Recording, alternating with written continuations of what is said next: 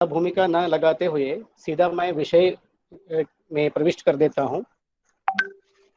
तो इस ईशोपनिषद भाष्य के इस संदर्भ में मैं जो विषय ले रहा हूँ वो सपर्यगात इस मंत्र का विचार है। यह ईशावास्य उपनिषद का 8वां मंत्र है। सपर्यगात शुक्रमकायम अव्रणम अस्नाविरम शुद्धम अपापविद्धम कविर्मनीषी परिभूः स्वयंभूः याथा तथ्यतः अर्थान विदधात शाश्वतेभ्यः समाभ्यः। यह मंत्र है। इस मंत्र की व्याख्या आचार्य शास्त्री जी ने इस प्रकार किया है। कार्य रहित, ये जो है प्रिंट मिस्टेक वहाँ पुस्तक में है, काय रहित होना चाहिए, क्योंकि अकायम जो मूल शब्द है तो वो काय रहित, वर्ण रहित और स्नायु रहित, ये तीनों शब्द उसी के हैं। अकायम, अस्नाविरम, अव्रणम। अतएव शुद्ध और पापमा से अविद्ध, ये इसमें है। शुद्धम अपाप अविद्धम, इसी की व्याख्या है। शुद्ध पापमा से अविद्ध शुक्र के चारों ओर वह व्याप्त हो गया। सह पर्यागात, इसका यह अर्थ हो गया।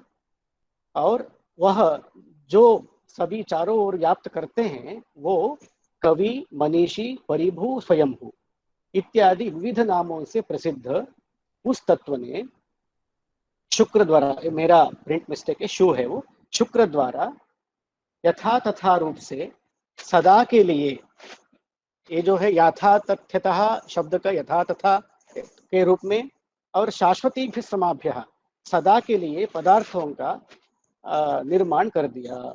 इसमें अर्थान विदधात, अर्थ शब्द का पदार्थ रूप में अर्थ किया, और शाश्वती भी समाभ्य सदा के लिए निर्माण कर दिया। इस प्रकार इस मंत्र का व्याख्यान शास्त्र जी करते हैं और ये स्पष्ट करते हैं इसमें यह रचना क्रम अनाद्य अनंत है। इसलिए वो शाश्वती भी समाभ्य और यथा तथ्यतः अर्थान कहने का तात्पर्य स्पष्ट करते हैं। सदा एक सा है, इसलिए यथा तथ्य, जैसे पहले था वैसे अभी भी उसका सृष्टि हुआ, उसकी सृष्टि हुई। अतः एक ही नियम से विश्व का निर्माण हुआ है, वो भी यथा तथ्यतः अर्थतः अर्थान विदधात का इस प्रकार का भी व्याख्या है। और इसी प्रकार भविष्य में भी निर्माण होता रहेगा। इसी को ये कहते हैं इसीलिए कि शाश्वती भी समाभ्य, जो आगे आने वाले काल में भी हमेशा के लिए इसी प्रकार का सृष्टि निर्माण होता रहेगा। ये इस मंत्र से इन्होंने स्पष्ट कर दिया। और आगे जाकर के इस शुक्र को स्पष्ट करते हैं। ये बहुत विस्तार से पहले से इसका निरूपण हो चुका है। प्रकृत मंत्र के व्याख्या के संदर्भ में कहते हैं विराट पुरुष का जन्मदाता तत्व शुक्र है। तो इसके पहले विराट पुरुष की उत्पत्ति के संबंध में विराट पुरुष क्या है, इस सारी चर्चा इस ग्रंथ में हो चुकी है। और यहाँ पर ये कहते हैं उस विराट पुरुष का जो जन्मदाता तत्व है वही शुक्र है। और वही यहाँ पर इस मंत्र में शुक्रम जो शब्द आया हुआ है, सपर्यगात शुक्रम, तो इस शुक्र शब्द से उसी तत्व का निरूपण करते हैं। विराट पुरुष का जन्मदाता तत्व शुक्र है। शुक्र के संबंध में विराट पुरुष 40 कलाओं में विभक्त है। और इसी सर्वोपादानभूत शुक्र ब्रह्म का निरूपण करती हुई श्रुति कहती है। इस प्रकार ये अवतरणिका रखते हैं। इस मंत्र से पहले, इस मंत्र का जो निरूपण करने से पहले इस मंत्र का अर्थ को अवतरणिका रूप में सभी भाष्यकार लिखते हैं। तो उसी प्रकार शास्त्री जी ने भी अवतरणिका के रूप में ये लिख दिया है कि सर्वोपादानभूत शुक्र ब्रह्म है। शुक्र ब्रह्म से सभी की उत्पत्ति होती है। उस शुक्र ब्रह्म का निरूपण करने के लिए ये श्रुति आई है। इस श्रुति का निरूपण शुक्र ब्रह्म को निरूपण करने के लिए है, ये स्पष्ट करते हैं।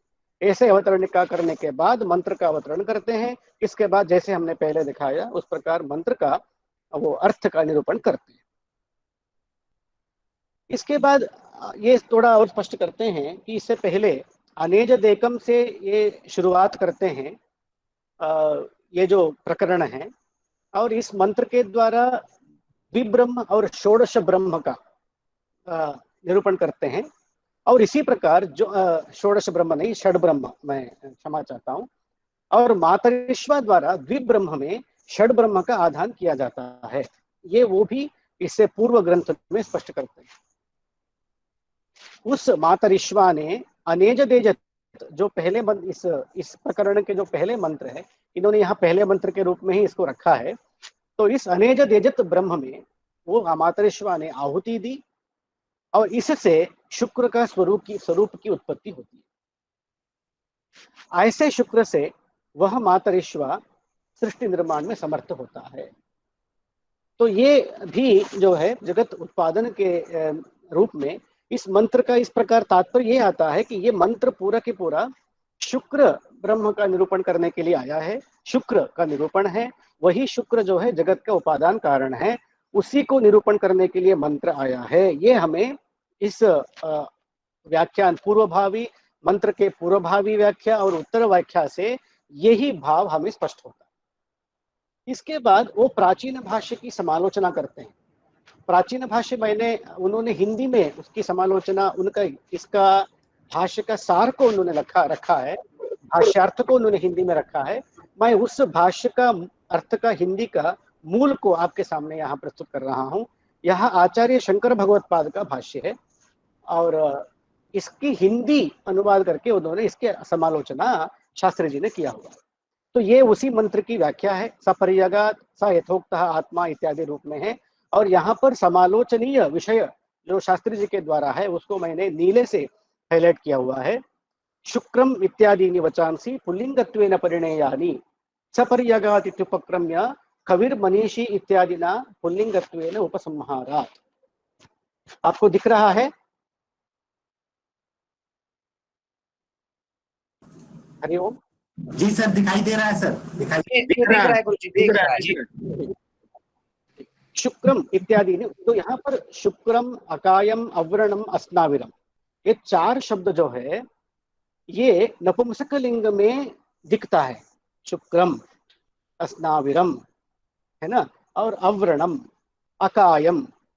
आचार्य जी यहाँ पर भगवत्पाद जी लिखते हैं कि इनको पुल्लिंगत्वेन परिणेयानि, पुल्लिंग के रूप में इनका परिणाम करना चाहिए, यानी समझना चाहिए। मतलब हुआ कि शुक्रः, अकायः, अव्रणः और अस्नाविरः, इस प्रकार ही इसको अर्थ करना चाहिए।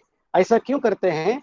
सपर्यगादि उपक्रम्य, उपक्रम में स इति जो है पुल्लिंग में है और अंत में जो है कवि ही मनीषी, ये भी पुल्लिंग शब्द है। तो दो आरंभ के पुल्लिंग शब्द और अंत के पुल्लिंग शब्द के बीच में ये जो चार शब्द पड़े गए हैं, अतः इनको भी पुल्लिंग के रूप में परिणमन करना चाहिए।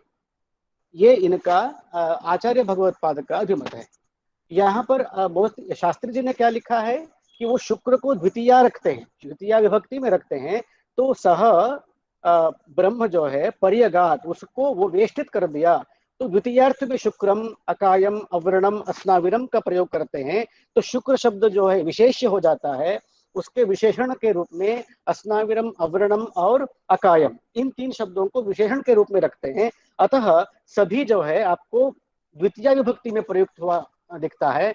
वास्तविक में ये नपुंसकलिंग शब्द नहीं है, अभी तो द्वितीया में प्रयुक्त हुआ है। अतः उसको इसने व्याप्त कर दिया, ऐसे अर्थ करना चाहिए, ऐसे शास्त्री जी का कथन है, ऐसा उनका अभिप्राय है।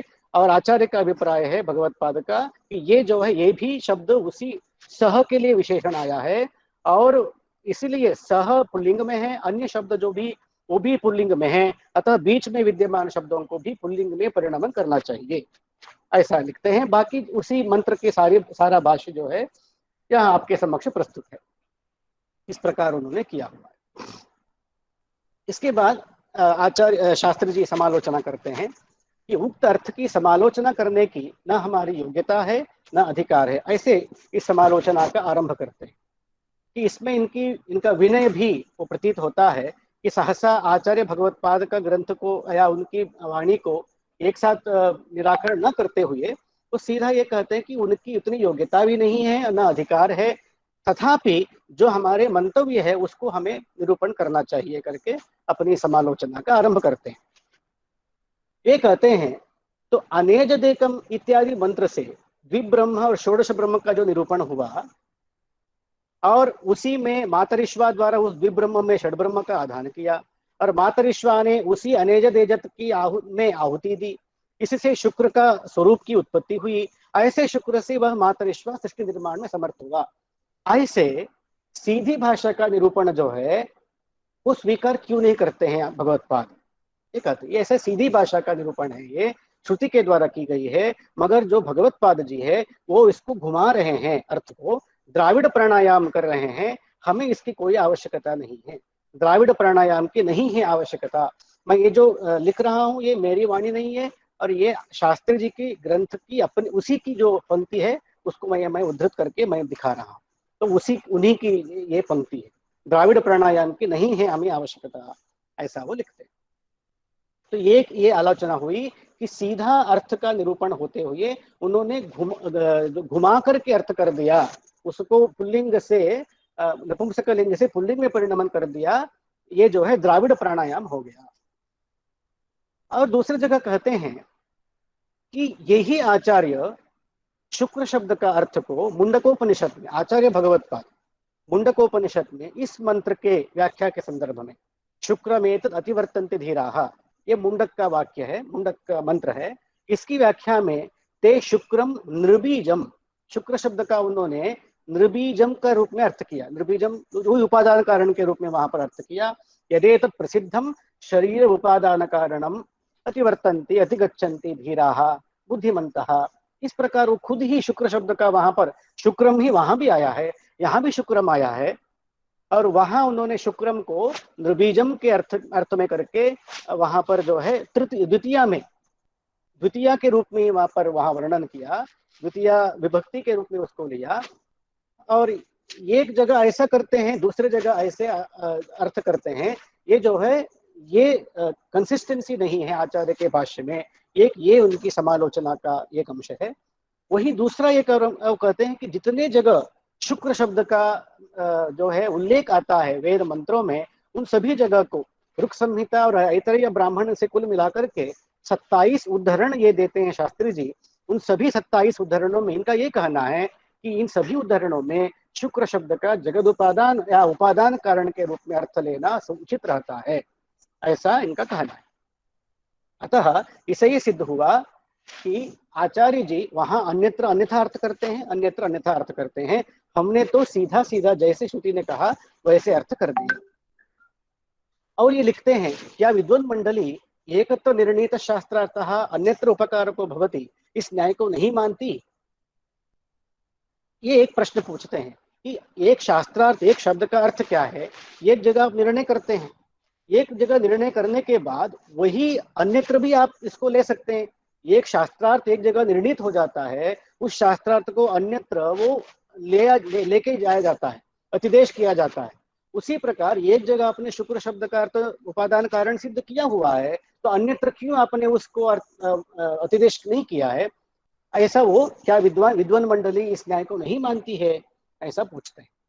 और ये कहते हैं कि आपको शुक्र शब्द के जितने हमने उदाहरण दिया है उसमें आप खुद ही देख लीजिएगा, खुद सायण ने, आचार्य सायण ने अपने भाष्य में उसी प्रकार में व्याख्या किया है। तो ये भी अपने पक्ष में प्रमाण के रूप में उपस्थापित करते हुए आचार्य के भाष्य की समालोचना करते हैं और कहते हैं इन्हीं सब परिस्थितियों के आधार पर हम कह सकते हैं कि प्रकृत मंत्र में प्राचीनों ने शुक्रम को शुक्र परक मानते हुए जो इसका विशुद्ध आत्मपरक अर्थ किया है, यह वृद्ध चरित मात्र है। ये भी पंक्ति उन्हीं की है, तो ये वृद्ध चरित है। तो ये जो है उन्होंने ऐसा कर दिया है।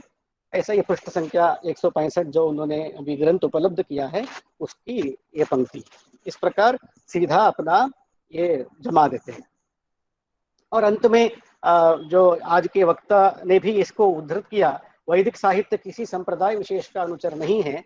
और यहाँ पर मैं इसको हाईलाइट करके रखा है, मैंने उनका उनके भाष्य की पोर्शन को ही रखा है कि यह वृद्ध चरित्र मात्र है। जैसे हमने पढ़ा, वैदिक साहित्य किसी संप्रदाय विशेष का अनुचर नहीं है, यद्यपि सभी संप्रदायों का मूल वेद शास्त्र ही है। किसी भी संप्रदाय को अवैदिक नहीं कहा जा सकता, तथापि वेद शास्त्र में अमुक संप्रदाय का ही प्रधान रूप से निरूपण हुआ है, यह मानना प्रौढ़िवाद मात्र है। वैदिक पदार्थों के अनुरूप यथानुरूप समन्वय के लिए विशुद्ध दृष्टि अपेक्षित है। तो इससे कटाक्ष समझ में आ जाता है कि पूर्व प्राचीनों के भाष्य में जो विसंगतियां हैं वो विशुद्ध दृष्टि के अभाव के कारण हुआ है, ये स्पष्ट हो जाता है। तो ये मोतीलाल शास्त्री जी का अपने इस मंत्र की व्याख्या और उनके द्वारा की गई समालोचना का ये सार है। अब इसके बाद क्योंकि केवल वहां विद्यमान अर्थ को वैसे ही बताएंगे तो वो कोई रिसर्च नहीं हुआ, कोई शोध संशोधन नहीं हुआ, इस पर थोड़ा सा हमारा विचार भी हम व्यक्त करना चाहते हैं। जहां भी समय की सीमा खत्म हो जाती है, आप शुक्ला जी आप उसको रोक सकते हैं। ये हमने प्रिपेयर किया हुआ है, कभी भी इसको आप सुन सकते हैं, ऐसे कोई बात नहीं है, आप कभी भी मुझे रोक सकते हैं। आगे बढ़ो, विमर्श को लेके अनुमति है तो आगे बढ़ता हूँ। बताएं सर, बताइए जी। तो समालोचना, मैं एक एक बिंदुवार मैं इसकी समालोचना का विमर्श करना चाहता हूं। तो हम भी यही कहते हैं कि शास्त्री जी जैसे विद्वानों के द्वारा जो लिखा गया है, इसकी समालोचना करने की ना हमारी योग्यता है ना अधिकार है। अब आते हैं जो सीधी भाषा का जो विचार है। सीधी भाषा में हम ये देखते हैं कि ईशावास्यम इदम सर्वम, ये जो मंत्र है, यहाँ से हम सपर्यगात तक जो मंत्र हैं इनको एक बार देख लेते हैं, एक फास्ट उस क्रम से हम देख लेते हैं इसको। मैं आपको उस मंत्र को दिखाता हूं।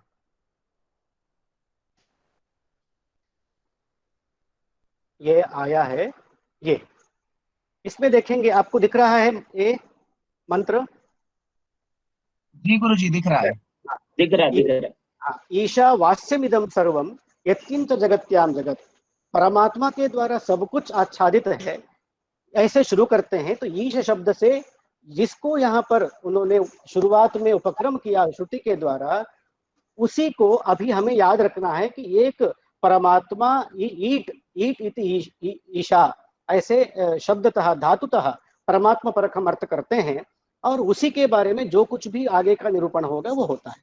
तो इसी में जो कर्मयोग का निरूपण करते हुए, इसके बाद असुरिया नाम तेलो का, उसमें उसी कर्मयोगी कर्मलोक कर्म में रमे हुए लोगों की चर्चा किया। उसके बाद अनेज देकम मनसो जवीयो नैन देवा में भी तस्मिन अपहा मातरेश्वा ददाती, तस्मिन जो तत्शब्द है, तत्शब्द से भी वो पूर्व प्रकृति का परामर्श करते हुए उसी ईशा का, ईशावास्यम में जो ईश का जो ईट का जो परमात्मा का निरूपण किया, उसी को परामर्श किया। उसी के बाद तदेजति तन्नेजति में उसी तत् का उन्होंने निरूपण किया। उसके बाद यस्तु सर्वाणि भूतानि, फिर यश शब्द से उसी का हमारा परामर्श किया। उसके बाद यस्मिन् सर्वाणि भूतानि भी आप देख सकते हैं, आत्मे वा भूतजानतः, दोबारा आत्म शब्द का प्रयोग एक शब्द के साथ किया। तो आत्म शब्द का ही आत्मा का ही निरूपण हो रहा है, परामर्श हो रहा है। उसके बाद सह शब्द का आया, सह पर्यगात शुक्र मकायम वर्णम स्नाविरम। यहाँ पर जो सीधी भाषा के आप निरूपण देखते हैं, तो यहाँ पर हमें तो ये जो शुक्र का प्रतिपादन जो शास्त्री जी के द्वारा किया हुआ है, उसका अभी तक के मंत्रों में कहीं निरूपण नहीं आया। अकस्मात जिसकी जो अवतरणिका भी है, इस अवतरणिका के साथ ऐसे देखिए, जो अवतरणिका भी देखिए, इसी सर्वोपादान भूत शुक्र ब्रह्म का ये जो अवतरणिका है, तो इसी कहने के लिए जो परामर्श कर रहे हैं, इसके परामर्श के लिए पूर्व में तो मंत्र ही नहीं है। जब मंत्र नहीं ही आया है तो उसका परामर्श ही कैसे हुआ? और उसके परामर्श किया ही नहीं है यदि, तो सहस शब्द से आत्मा का परामर्श करके जो आचार्य जी ने उसको समन्वय करने के लिए जो कोशिश किया है, उसको सीधी भाषा नहीं है, गुमराह किया गया है, ऐसा कहना कितना तक उचित है, ये हमें अनुसंधेय विषय है। उसके बाद सर्वोपादान शुक्र ब्रह्म है कहते हैं। यहाँ पर जो शुक्र के साथ में जो विशेषण लगाया हुआ है वो शुद्ध है। शुद्ध, अकाय और अवर्ण, इन तीनों शब्दों के विशेषण के रूप में जो प्रयुक्त हुए हैं, वो शुक्र के लिए इनका विरोध हो जाएगा, क्योंकि आप जिसको उपादान मान रहे हैं उसको आप शुद्ध कैसे मानेंगे?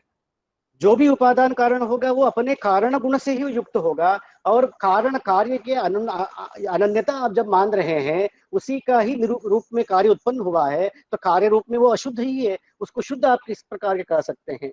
या उसी शुद्ध को आप कारण रूप में, शुद्ध कारण के रूप में मानते हैं, तो वो शुद्ध कारण रूप तो वही आत्मा है जो सपर्यगात में जिसका निरूपण किया जा रहा है, उससे भिन्न तो है ही नहीं। उससे भिन्न नहीं है, वही है, तो उसके लिए एक जगह जो है स पुल्लिंग में शब्द है, एक जगह शुक्र शब्द जो है नपुंसकलिंग में प्रयुक्त हुआ है, ये विरोध तो दोबारा फिर हो जाएगा। अतः यहाँ से भी हमें उचित लगता है कि आचार्य जो भगवत्पाद जी ने जो समन्वय करने की चेष्टा की वो सही है, ऐसा लगता है। और एक और इसमें जो समस्या है, एक ब्रह्म दूसरे ब्रह्म को व्याप्त कर, सपर्यगात में वो क्या करते हैं कि सह, जिसको हम परामर्श कर रहे हैं तत्शब्द से, वो तो परमात्मा है, आ गया है, वो क्या कर रहा है, शुक्र ब्रह्म को व्याप्त कर रहा है। तो एक ब्रह्म दूसरे ब्रह्म को व्याप्त करके सृष्टि कर देता है। ये जो है अभूतपूर्व कल्पना है, कहीं शायद ही वैदिक अथवा औपनिषदिक सिद्धांतों में हम लोगों के द्वारा पाया जाता है। और शास्त्री जी का ये जो कहना है कि एकत्र निर्णीत शास्त्रार्थ अन्यत्र उपकारक होता है, ये न्याय जो है उन्होंने भगवत्पाद एक जगह जो है शुक्र शब्द का निर्बीज उपादान कारण अर्थ किया, दूसरे जगह क्यों नहीं किया, इसको प्रश्न पूछने के लिए उन्होंने लिया था। मगर यहाँ देखें, स्वयं ग्रंथकार शुक्र शब्द के 27 अर्थ दिए हैं, तो 27 अर्थों में भी वो देते हुए अलग अलग जगह अलग अलग अर्थ हो सकता है कह रहे हैं। कहते हुए भी ऐसा यदि एकत्र निर्णीत अर्थ को दोबारा अन्यत्र लेना चाहिए कहना, ये खुद ही व्याघात का द्योतक होता है। जैसे गो शब्द है, गो शब्द का अर्थ तो गच्छति इति गौः, इस प्रकार यदि करते हैं जो भी गमनशील है उस सब जगह चलेगा। गो माने पृथ्वी कहीं जगह होता है, गो माने वेद है, गो माने जो है गाय है।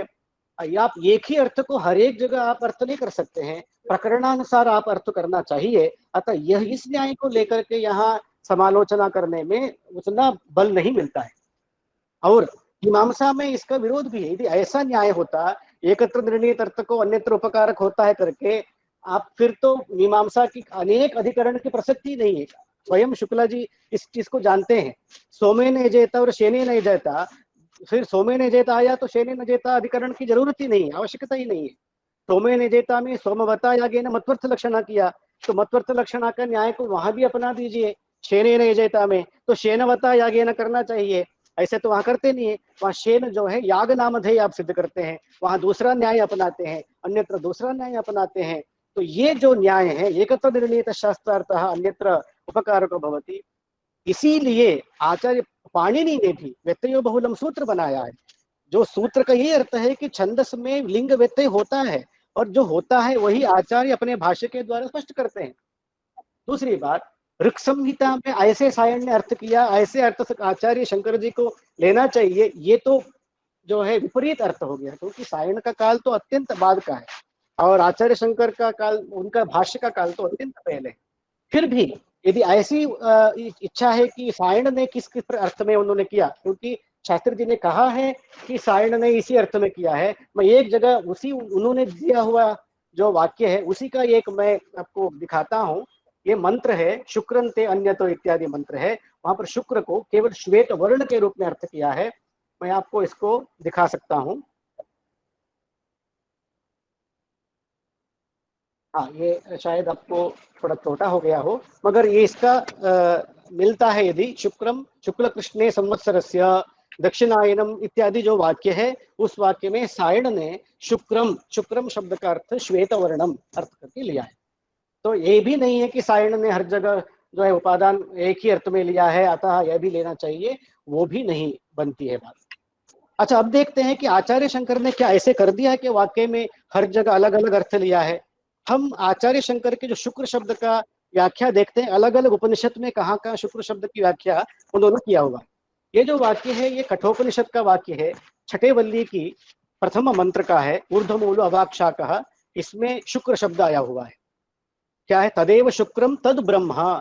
तो साक्षात श्रुति ने शुक्र शब्द का ब्रह्म के साथ सामानाधिकरण ने किया हुआ है। शुक्र का मतलब ब्रह्म है, तदेव शुक्रम तद ब्रह्म। और वहां पर ये जो शुक्रम शुभ्रम शुद्धम ज्योतिष्मत, ये भाष्यकार ने देखिए जैसे व्याख्या किया है, ये वहां का जो भाष्य है शुक्रम शुभ्रम शुद्धम ज्योतिष्मत। अब आपको इस ईशावास्य उपनिषद मंत्र का व्याख्या आपको दिखाते हैं। अभी ये जो हमने यहाँ देखा था, यहाँ देखिए शुक्रम इत्यादि, शुक्रम यहाँ आया हुआ है। दूसरे लाइन में देखिए शुक्रम, देखिए शुभ्रम ज्योतिष्मत दीप्तिमान इत्यर्थः, जैसे वहां व्याख्या की है उसी शब्दों को लेकर के यहाँ उन्होंने अपनी व्याख्या प्रस्तुत की है आचार्य जी ने। तो ये अलग अलग जगह में जा रहे हैं, अलग अलग उसको लेकर के जा रहे हैं, ऐसा कहना उचित नहीं है। ये एकदम उसी शब्द को उसी क्रम से उन्होंने रखा हुआ है। एक और मंत्र देखिए, ये भी कठोपनिषद का है, ये भी छठी वल्ली की 17वां मंत्र है। अंगुष्ठ मात्र पुरुष अंतरात्मा सदा जनानाम हृदय सन्निविष्टा। यहाँ पर जो है तम विद्यात शुक्रम अमृतम, तम विद्यात शुक्रम अमृतम, जिस आत्मा को जानने के लिए ज्ञेय रूप में बताया गया उसी को शुक्र शब्द से जानने के लिए कहा है। अब आप ही बताइए, जो ज्ञेय आत्मा है, जिज्ञास्य है, पूरे वेदांत तो ये उपनिषद के द्वारा जिस आत्मा को जानने के लिए कहा गया है उसी को शुक्र शब्द से कहा है, उसी को अमृत शब्द से कहा है, न तो किसी उपादान कारण की बात यहाँ पर की है। और वहां पर भी भाष्य का आप पंक्ति देखिए, शुक्रम शुद्धम अमृतम, एकदम उसी क्रम से यहाँ भी आया हुआ है। एक और आप जो है बृहदारण्य का, आप वही कठोपनिषद को भी लेके चल रहा हूं ऐसा नहीं, बृहदारण्य का एक मंत्र देख लीजिए। बृहदारण्य में चतुर्थ अध्याय में तीसरे ब्राह्मण में 11वां मंत्र है ये। यहाँ पर भी शुक्रमादाय पुनरेति स्थानम, देखिए शुक्रम शुद्धम ज्योतिष्मत, जैसे ईशावास्योपनिषद के भाष्य में, जैसे कठोपनिषद के भाष्य में, वैसे ही व्याख्या शुक्रम शुद्धम ज्योतिष्मत। अब इस प्रकार हर जगह एक अपने नियमितता से लेकर के जो व्याख्या कर रहे हैं उनको लेकर के आप जो है सीधी भाषा का प्रयोग नहीं करते हैं, आप जो है अन्यत्र निर्णीत शास्त्रार्थ को अन्यत्र अन्यथा लेते हैं, ऐसा कहना कितना उचित है, आप विद्वान लोग इसको प्रमाणित कर सकते हैं। अच्छा, अब ये बात करते हैं कि तो मुंडक में ऐसे कैसे कह दिए हैं, शुक्र शब्द को निर्बीजम उपादान कारणम के अर्थ में ऐसे कैसे कर दिए हैं, उसकी भी हम बात करते हैं। कि ये देखिए इसका मंत्र का शुक्रम एतत् अतिवर्तन्ति धीराः, इस पूरा मंत्र ये देख लीजिए, पूरा मैंने यहाँ दिया हुआ है।